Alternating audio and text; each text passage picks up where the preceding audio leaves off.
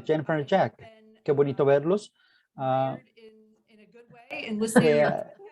eh, he estado muy emocionada de todo lo que han hecho en podcast, etcétera.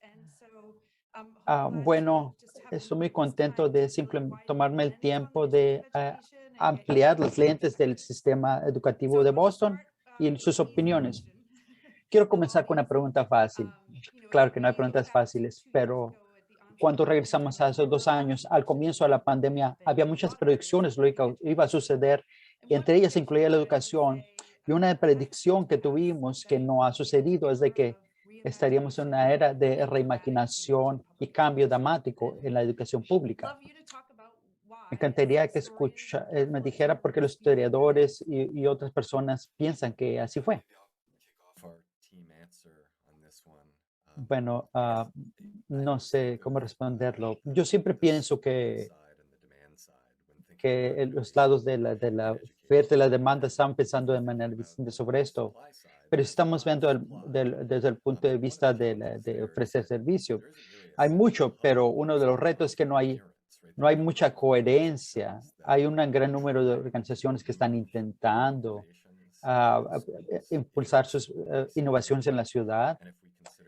Y si consideramos el hecho de que eso, si solo miramos alrededor de un solo distrito escolar, podemos tomar a Boston, podemos tomar a cualquier distrito escolar, el número crece en lo que uno avanza a través de 1,300 distritos escolares, y puede resultar una gran fragmentación. Entonces, uno de los retos es cómo podemos recrear un poquito de coherencia y tomar en cuenta todas estas innovaciones que colectivamente todos nosotros, incluyendo los estudiantes, están ofreciendo, que no están siendo pasados desapercibidos hoy, que es increíble. Entonces, ¿cómo podemos identificar aquellas cosas que son prioridades para todos nosotros en la educación pública? Porque, como ustedes saben, la educación pública pertenece a todos, si es que tenemos o no niños en las escuelas públicas. Eso es un reto bastante grande. Entonces, algo igualmente grande es tomar cuenta del punto de vista de la demanda, que el reto es un obstáculo aún mayor de enfrentar, porque el obstáculo mayor con relación a la falta de demanda de innovación es que los maestros no tienen tiempo. Los maestros están al frente, como ustedes ya mencionó, y entonces, ¿dónde está? ¿Qué tiempo de espacio tienen para hacer esto? Los estudiantes, los maestros estadounidenses están conectados, conectados, está haciendo su trabajo 40% más que sus contrapartes al resto del país. Entonces, ¿dónde está el sistema que les permitan pensar un poquito más, de hablar un poquito, de experimentar un poquito, de pensar otras cosas fuera del salón de clases, ver cómo sus colegas enseñan, llevar con estudiantes sobre sus experiencias y lo que están haciendo en el salón de clase?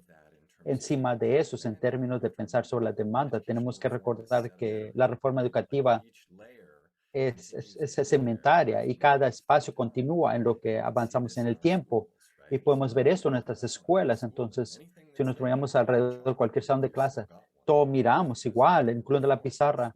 Es el resultado de las reformas que han ingresado a las escuelas a cierto punto. Así que estamos constantemente enfrentando esto, no solo la innovación de hoy, sino todas las cosas que han crecido y se han recreado a través de las generaciones, que permanecen parte de lo que les pedimos a los maestros que hagan en el salón. Pues viendo que Jennifer está durmiendo cuando me pongo a hablar de eso, cuando hablo demasiado, pero solo para darle vuelta, puedo ofrecer una respuesta completamente distinta. Las escuelas también están llenas de innovación. Simplemente no sabemos cómo valorarlo o capturarlo o sostenerlo. Pero tenemos 3,5 millones de profesionales en 100,000 escuelas a través del país. Hay una gran cantidad de innovación cada día. Y una de las cosas que me encantaría que existiera es de que la comunidad investigativa, de las comunidades de política pública, capturase lo que existe en las escuelas y que intentase construir un poquito más apoyo para ese tipo de innovación que no está sucediendo. Bueno, a mí me gustaría responderlo de manera un poquito distinta. No hay nada que no les puede decir a un maestro o una maestra que le irrita más de que nada innovativo está sucediendo durante la pandemia, o inclusive decir que el aprendizaje remoto fue un desastre enorme, porque en muchas maneras de liberar a las gentes, hacer cosas que nunca han hecho antes, y para escribir todo eso como una pérdida, es un gran error. Y una de las cosas que realmente me preocupan es que uno siente esa narrativa se congela actualmente de lo que resultó de la educación de la pandemia, que fue un desastre. Hay investigaciones que acaba de salir, de hecho acaba de salir hoy, lo voy a conectar en el chat cuando termine, diciéndonos, es el señor Jack de la Universidad de North Carolina, de Chapel Hill. ¿Lo sigue diciendo bien? Sí, es algo bastante interesante cuando ven el impacto de la pandemia en la educación pública. Y lo principal que saqué de eso es de que quién fue educación remota no fue la cosa más importante de quién ganó, quién perdió camino. Más de eso fue la habilidad de las escuelas y los sistemas a responder de manera resiliente. Y eso significa que fueron capaces de amalgamar todas las cosas que los estudiantes necesitaban para enfrentar cosas en tiempo de desastre. Y no estamos teniendo esa conversación actualmente. Entonces yo pienso, realmente le exhortaría a todos a que no se enfoquen demasiado o lo que las innovaciones existieron o no, sino más bien llevarnos a aquella cosa. Si vamos a sobrevivir la pandemia y lo que sigue después de la pandemia, realmente necesitamos cambiar esa conversación para resiliencia. Y por favor encontremos una menos palabritas clave o hit, o utilizar palabras menos irritantes, digamos. Bueno, todos estamos trabajando en un lenguaje más inclusivo. Apreciamos eso, incluyendo investigación innovativa que apenas estamos aprendiendo al respecto. Creo que una de las cosas que esperamos en las sesiones de trabajo no solo de escuchar las voces de los educadoras se hablen sobre esas innovaciones de las que mencionó Jack, sino también existieron muchos lugares, sino también aprender de ellos para que entendamos más qué es lo que queremos aprender sus experiencias en los últimos 2 años. Jennifer, solo pensando sobre cómo cambiar la palabra de innovaciones, esto cambia lo que hacemos y me hace pensar sobre una pregunta fundamental que tal vez deberíamos tomar en cuenta. ¿Cuál es el propósito de las escuelas públicas? ¿Cómo podemos regresar a eso? Estaba oyendo a Dana Goldstein en Fresh Air y está hablando sobre esto y me encantaría que hablaras un poquito sobre cómo respondería a esa pregunta.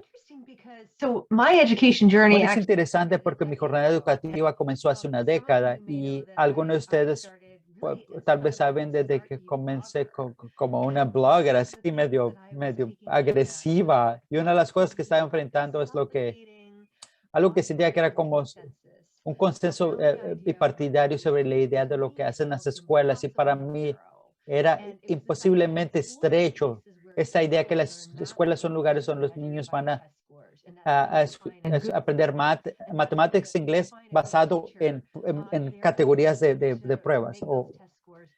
Y entonces era solo de tratar de aumentar los promedios de resultados de pruebas. Entonces, yo pasé mucho tiempo estudiando escuelas públicas cuando mi trabajo de editora en aquel tiempo. Yo estaba en Lawrence antes de que el Estado tomase sobre las escuelas públicas, y las conversaciones que la gente estaba teniendo en las comunidades, los maestros, los líderes comunitarios, estudiantes, líderes religiosos, eran tan mayores que la visión que tenían para sus escuelas era tan fuera de conexión con los administradores locales sobre lo que existía. Y algo similar sucede en Boston, y esa desconexión crea bastante descontento que continúa a existir en Lawrence, pero también una gran parte de lo que escuchamos aquí en Boston. Entonces, espera un momento. Antes de comenzar a hablar sobre recibir esto o lo otro, tenemos que estar de acuerdo sobre cuál es nuestra definición, lo que es una buena escuela, porque la verdad, sus esfuerzos para definir una buena escuela en términos de la habilidad de lo que basado en las pruebas no realmente produce mucho. Entonces yo nos exhortaría a nosotros a tener una visión mucho más amplia, más explícita, ligada a la democracia básica y con las guerras culturales que existen en el país actualmente, incluyendo aquí en el estado. No hemos puesto mucha atención a eso. Es que los conservadores tienen una visión bastante amplia de lo que ellos piensan que las escuelas públicas deben ser, y más aún lo que las escuelas no deben hacer. Y algunos otros que estamos haciendo advocacia para las escuelas públicas nos tomaron por sorpresa porque nuestra conversación era sobre, bueno, hay muchas pruebas, o la conversación era dominada sobre personas que es todo lo que tenían para decir, hablar sobre pruebas o la estructura administrativa de las escuelas, y de repente estamos en estas luchas culturales sobre el contenido en la educativo, sobre valores civiles. Estamos un poquito atrasados. Sé que Jack tiene mucho que decir sobre este tema y dejarlo que respuesta va a tomar el resto del show. Voy a tratar de ser breve, en particular en esta área de mucho interés personal. Puede ser un par de cosas. Una de ellas es de que debemos debemos de importarnos lo que los educadores de nuestro sistema piensan. Los educadores y los jóvenes y los líderes del distrito y el público todos ellos tienen mucho que decir sobre lo que se valora en la educación. Es por eso que la educación es gobernada democráticamente en este país. Simplemente no tenemos sistemas muy fabulosos actualmente para darle más poder al público en relación a lo que la educación debe existir. Le hemos dado un gran trabajo de darle poder al Estado para ver, entre comillas, ver de esa manera.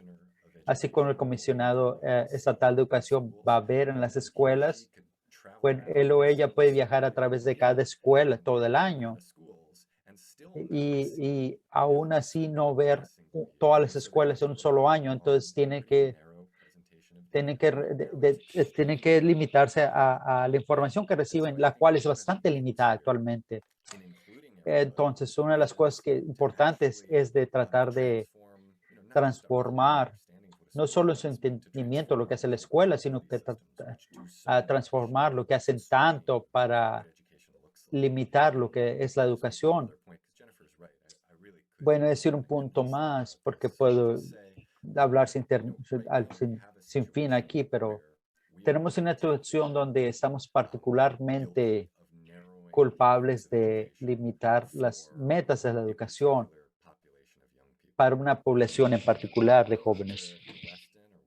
Vayan a Weston o Wesley. En Winchester hay otra comunidad que comienza con W, y usted no va a ver funcionarios públicos hablar de los metas de educación que estamos viendo aquí.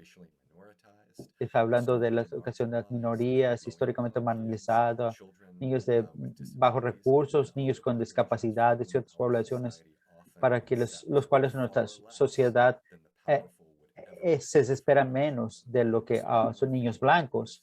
Así como estamos pensando en lo que es una escuela y la escuela hace y el propósito de educación, creo que necesitamos de tomar cuenta cómo definimos esto. Nosotros en posición de privilegio, ¿cómo podemos definir esto para nuestros propios niños y ofrecer esa misma definición para todos? Ahora, no voy a señalar dedos, etcétera.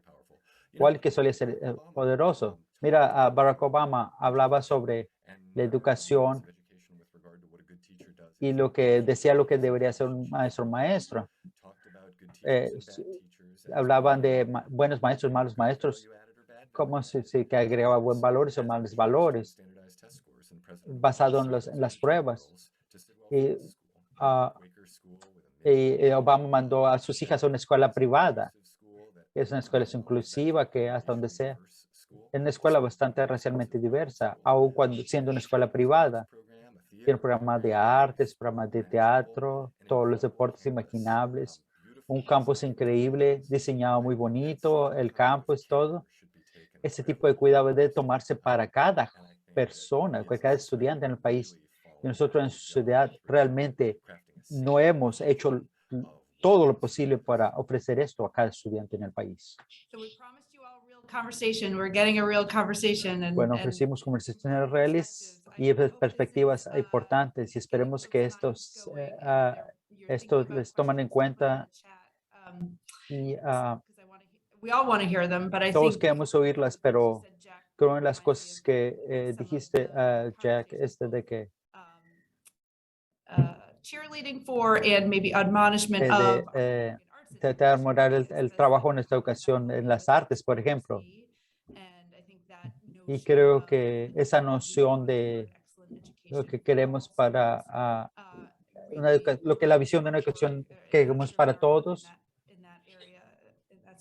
y el trabajo que se ha hecho es una parte muy corta de lo que hemos hecho, pero creo que el propósito debe de ser sobre la ciudadanía democrática y oportunidades excelentes para todos. Eso es importante y hablamos de las medidas que tenemos a nuestra disposición y creo que tenemos que trabajar más para expandir lo que esto puede significar en el consorcio de trabajo de asesoramiento educativo. Trajimos equipos de distintos distritos para ver cómo se podía medir distintamente a los estudiantes. Y bien, ¿cómo podemos redefinir cuál es puede considerarse una buena escuela y qué hacemos al respecto? Bueno, voy a tener que calmarme un poquito más. Creo que tenemos que pensar buenas ideas en medidas de contabilidad porque creo que nos está faltando algo en nuestra sociedad. Y lo digo de la métrica que pensamos. Mida lo que piensas que vas a medir y simplemente no tenemos medidas claras en nuestra sociedad. Tenemos algunas cosas de contabilidad, son medidas de familia, ingresos, privilegio racial, el grado del cual los estudiantes tienen capacidades o no, cuántas familias inglés en casa o no, y otras cosas que nos dicen nada sobre la calidad de la educación que está sucediendo en las escuelas, pero podemos pretender de que podemos ver a las escuelas para DESE aquí en Massachusetts, ya sea un grado A o F, los estados en Florida, donde comenzamos, o podemos ir a la red o las páginas web donde habla de esto. Puedo hablar por mucho tiempo sobre todas las cosas problemáticas que hacemos, incluyendo reducir la calidad de la escuela a números, pero al final de cuentas, este reto existe. Estamos midiendo lo que decimos que medimos o no. Y creo que otro reto también es la equidad. Debemos estar buscando más sistemas de contabilidad que creen capacidad en vez de estar criticando a aquellos que tienen menos recursos o menos privilegios. Pero también porque aún si medimos lo que decimos que estamos midiendo, no tomamos suficiente cuidado en cuestión de cuál es el impacto de esto. Podríamos hacerlo si estuviéramos al reverso en relaciones al impacto. Si digamos, vamos a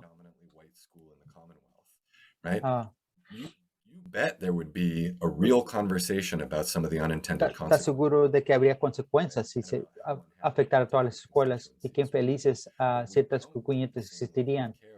Pero tomamos el mismo tipo de cuidado con las consecuencias no intencionadas sobre tratar las escuelas que están con niños históricamente marginalizados o actualmente marginalizados. Eso es algo para los lugares en la educación, pero no realmente todavía la medida para los dos. Es parte medida, los dos son ostensiblemente hechos para ese propósito. En términos de eso, el efecto opuesto a esto Y el tercero es una idea sobre de lo que hablamos es democracia. ¿Dónde está el elemento democrático en esto? ¿Dónde está la contabilidad pública? Muchos estados tienen algoritmos que determinan contabilidad. Yo no veo esto como un mecanismo óptimo, porque nuestros funcionarios públicos están en un proceso de conversación y deliberación. Porque no tienen, las personas que reciben el servicio no son parte de esto. Les creamos a los padres de familia con ese tipo de responsabilidad en muchas cosas. Así que pensemos el hecho de que tenemos jurados y responsabilidades que tienen. No podemos confiar en la persona local que tenga una especie de decir qué determinación espera. Creo que es insultante y democrático. Y la manera que lo vemos es cuando las comunidades de color o comunidades de bajos ingresos, con esas escuelas están constantemente denigradas por el sistema de contabilidad, terminan diciendo, no, no cierren nuestra escuela. Esta no es escuela, mala escuela. Muchas veces les dicen, bueno, de hecho, nuestro algoritmo, nuestros programas entienden mejor que tú. Así que tenemos que ser más conscientes de un proceso más democrático, educativo, cuando hacemos cosas como esos. Creo que era una cosa más. Una cosa que sucedió resultado de la pandemia, así, básicamente en términos de maestros, de padres de familia molestos, pero nos está faltando lo que sucedió hace varios años, que el número de comunidades con más repercusiones es donde los estudiantes se unieron y se organizaron y firmaron peticiones y protestas y dijeron, ustedes no están siendo suficientes, ustedes están preparándonos para el mundo real. Esto está bien estar en la escuela que tienen un grado A, pero nunca no tienen un solo maestro que no sea minoría. Por ejemplo, en Wisconsin o estudiantes en Milton, donde los estudiantes están demandando y refiriendo equidad y poniendo presión a los adultos a que hagan políticas más inclusivas. Y lo que estamos haciendo desafortunadamente es la reacción de los funcionarios públicos, muchas veces por parte de familias que están viendo un momento, yo no estoy dispuesto pongamos los frenos a la cultura porque no quieren perder privilegios. Son muy buenos de ver el grupo de estudiantes porque siento de que es mucho más importante que nunca de que los estudiantes en este periodo post pandemia sean los que pueden redefinir cuál es la siguiente cosa a hacer. Porque de muchas maneras podemos legítimamente decir que el sistema nos ha fallado y como Marina mencionó, en un lugar como Boston, las soluciones no nos han dado lo que supuestamente tienen que hacer los últimos 50 años. Tal vez es hora de darle el podio a aquellos que están directamente afectados por el sistema. Y creo que una de las cosas que aprendimos rápidamente es que su visión del problema es mucho más grande del que estamos mencionando, pero también sus soluciones son muy distintas a las que nosotros muchas veces leemos en el diario. Y creo que ahí paramos. Bueno, yo me estoy preguntando, ustedes hablaron cosas bastante importantes, Jack, sobre cuáles pueden ser los problemas que pueden existir sobre contabilidad y lo que acabas de decir, Jennifer, una definición mayor de soluciones que no estamos acostumbrados a ver.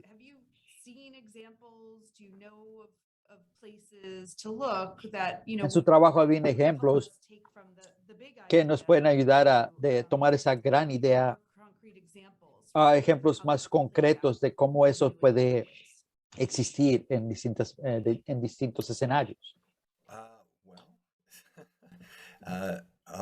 I'll test out this possible answer and see if it holds any water. This is something Bueno, puede decir algo. Eso le dije a mis estudiantes el otro día. Acabo de terminar un libro y estamos escribiendo sobre cómo los asesoramientos muy seguido tiene un efecto negativo en los estudiantes. Pueden ser cuál es el ejemplo, por ejemplo, cientos de escuelas, un trabajo y en cientos y miles de salones de clases dentro de las escuelas donde cosas increíbles están sucediendo. Pero en términos de respuestas más sistemáticas, pensemos lo que sucede en nuestros salones de clase. Los niños, de hecho, quieren ir a la escuela.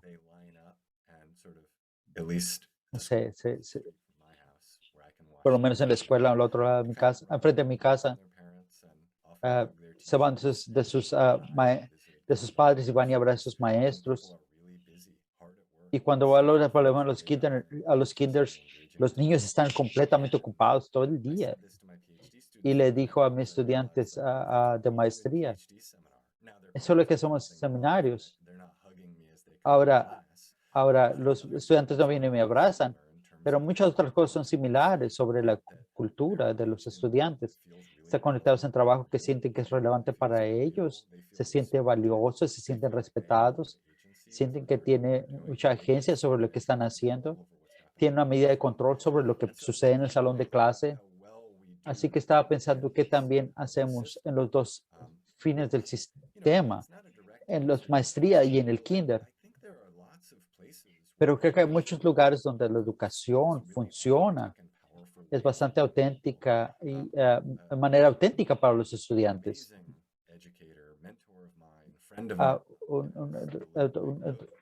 Mike Rose, un amigo de nuestro podcast, escribió muy bonito sobre las escuelas que visitó a través del país, donde en los salones, magia existe en los salones de clases.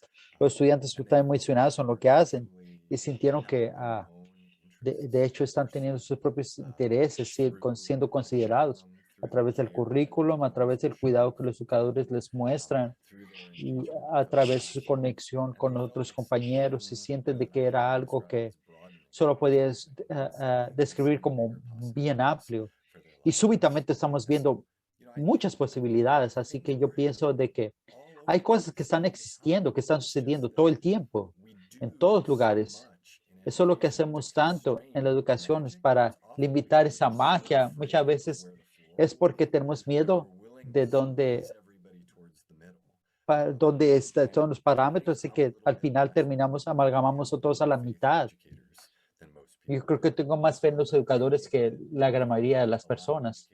Así yo pienso que permite eso a los estudiantes a que enseñen y que los apoyemos como profesionales, tanto cuanto antes de que comience como profesionales y mientras están como profesionales.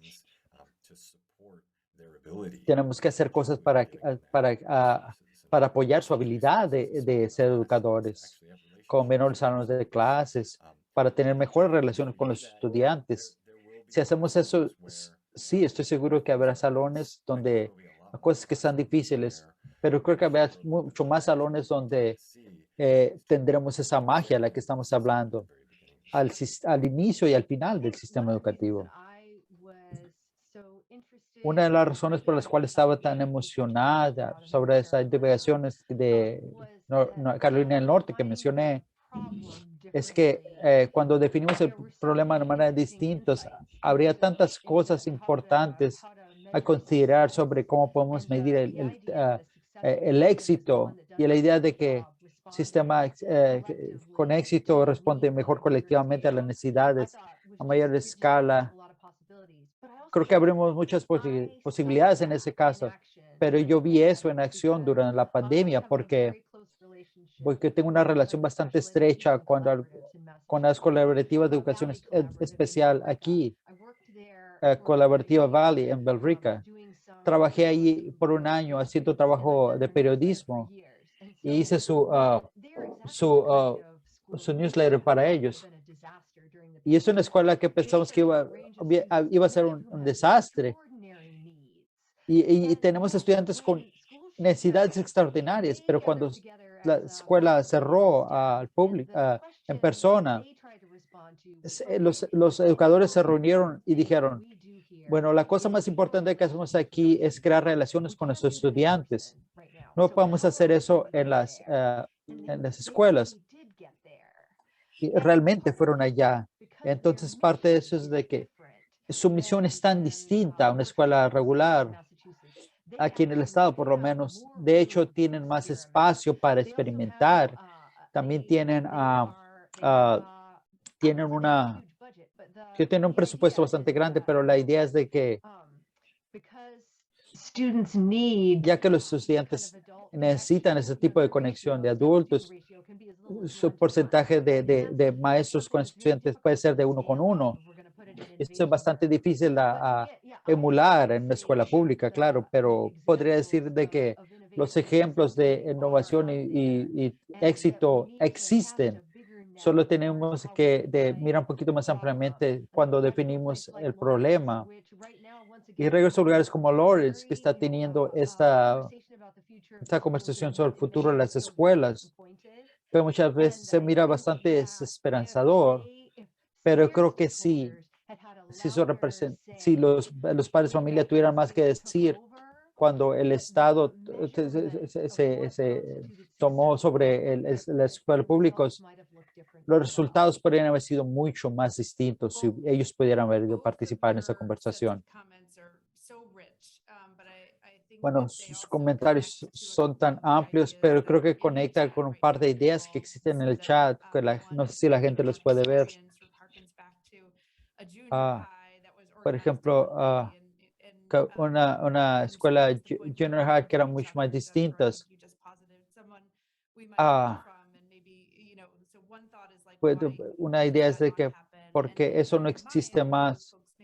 Y Larry May, que algunos de ustedes conocen, uno de los fundadores de la High School Fenway, hizo mucho trabajo a poner entre comillas innovación, pero un trabajo muy importante aquí en Boston, y tiene observaciones muy importantes sobre el CLB, cómo pueden ser confiados o no los educadores y cómo ellos pueden presionar para un poquito más de adaptaciones menores. ¿Tienen ustedes algo para comentar sobre esos dos ejemplos o observaciones?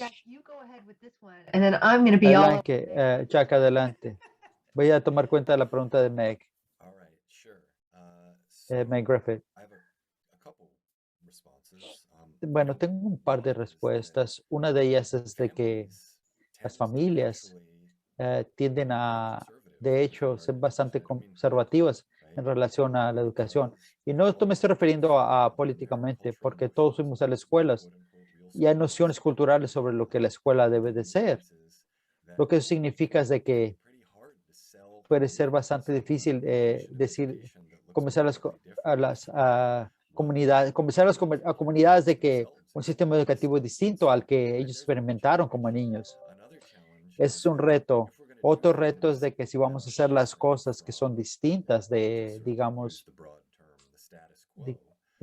el del status quo, lo que debe de tener contexto, pero uno de los retos es que el contexto local cambia y la educación siendo bureaucratic, taxpayer-funded project isn't un proyecto particularly minimal, right? que It's a pagado little por bit los contribuyentes. you're trying to turn. Es como And if local context is una changing, nave de guerra.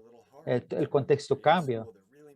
Puede distinto cambiar de una escuela que cumpla con las without necesidades de la potentially comunidad ahora, undermining the needs of the sin local community 5 potencialmente years from now, 10 years from disminuir now. las necesidades de la comunidad 5 o It's an 10 años más impossible adelante. thing to do, but I think that's one of the big No quiere challenges. decir que es imposible.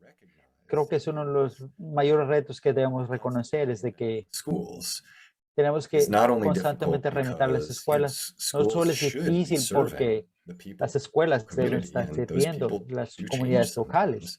Heck, I live in a very rapidly gentrifying neighborhood in Somerville. Viene un vecindario It's bastante totally changed que está, in the last 10 que está years. Not in a way that abortizando, I'm gentrificando particularly bastante happy about, rápidamente but aquí en Somerville. it's changed. Es muy triste, pero And ha so when you cambiado. couple that with the fact that Entonces, cuando hablamos de eso con el hecho de que los americanos son bastante conservativos, y tal vez similar al resto del mundo, with pero regard to what a real por school lo menos is, en la you've educación got a challenge pública, on your hands.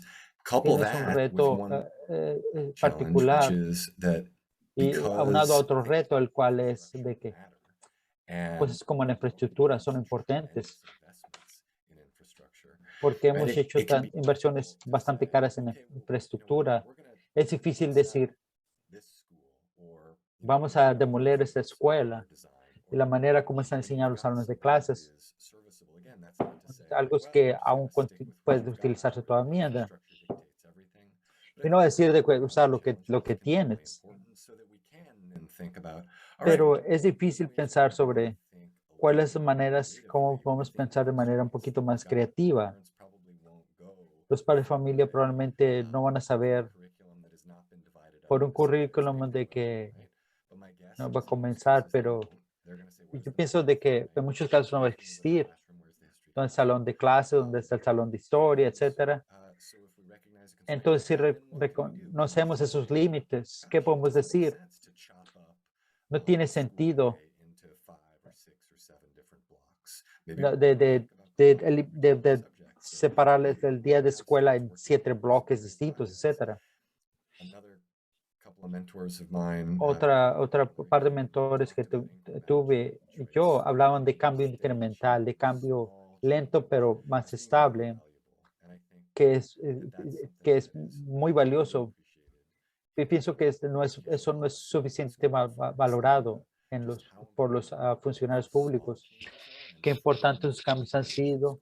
He hablado con los educadores y los líderes educativos de tratar de implementar pequeños actos de implementación y de cambio,